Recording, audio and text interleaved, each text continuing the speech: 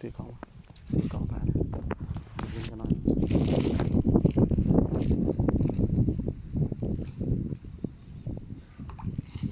จับป่าเด้อเพิ่นเริ่มกูจังเนาะ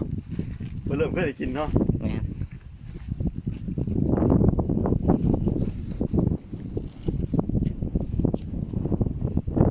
ไปใส่เลย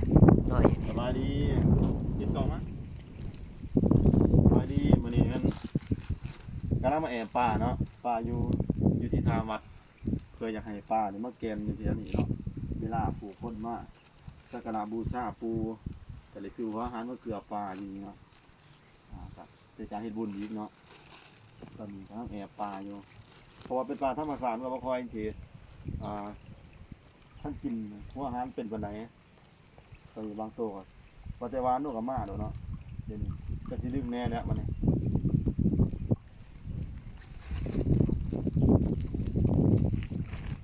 มันหวานนุ่มๆเนาะ